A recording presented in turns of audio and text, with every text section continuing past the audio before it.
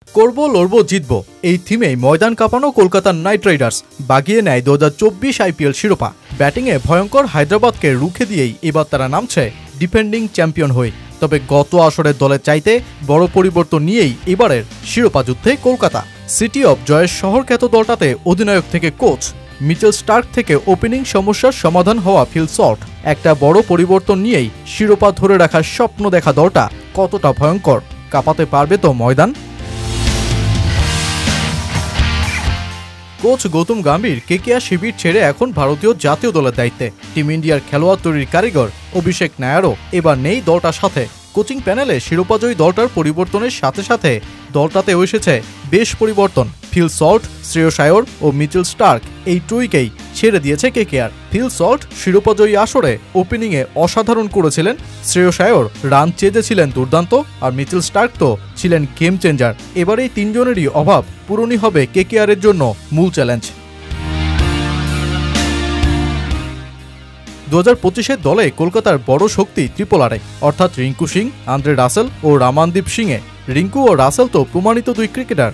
গত আসরে রামানদীপও ছোট ছোট ইনিংসে ম্যাচে রেখেছেন দুর্দান্ত ইম্প্যাক্ট, করেছিলেন 200+ স্ট্রাইক রেটে ব্যাটিং।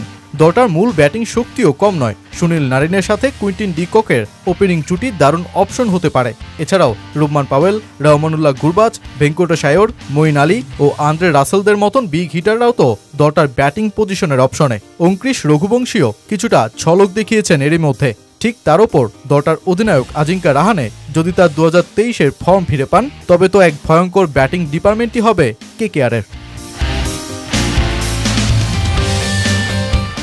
বোলিংয়ে বিশেষ করে স্পিনে বেশ ভয়ঙ্কর হতে যাচ্ছে কেকেআরের এই দলটা। শাহরুখের দলের মূল শক্তিতে এখন বরুণ চক্রবর্তী। 33 বছর বয়সী এই স্পিনার যেন এখন বল হাতে স্বর্ণস্পর্শী। তার সাথে সুনীল নারিনের স্পিন জুটি দলটাকে দেবে শক্ত স্পিন বিভাগ। পেইসে হর্ষিত রানা ও বৈভব আরোরার সাথে অ্যান্ড্রিক নরকিয়াকে পালন করতে হবে মূল দায়িত্ব। অলরাউন্ডার রাসেল শতভাগ ফিট থাকতে পারলে এই ডিপার্টমেন্টে কেকেআরের শক্তি আরও বাড়বে। ব্যাটে বলে কলকাতার এবারের দলটাও যে কোনো কিছুই ঘটিয়ে দিতে পারে, যদিও দলটার জন্য হুমকিও থাকছে। বিশেষ করে শ্রেয়স আয়ারের মতন অধিনায়ককে ছেড়ে 36 বছর বয়সী আজিঙ্কা রাহানের হাতে সেই দায়িত্ব তুলে কতটা সুফল পাবে দলটা, সেটাই এখন দেখার বিষয়।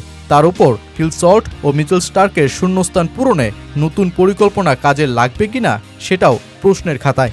ডিকক ও স্পেন্সার জনসনরা এই দলে কতটা কার্যকরী হবেন তার উপরও এখন দলের ভাগ্য।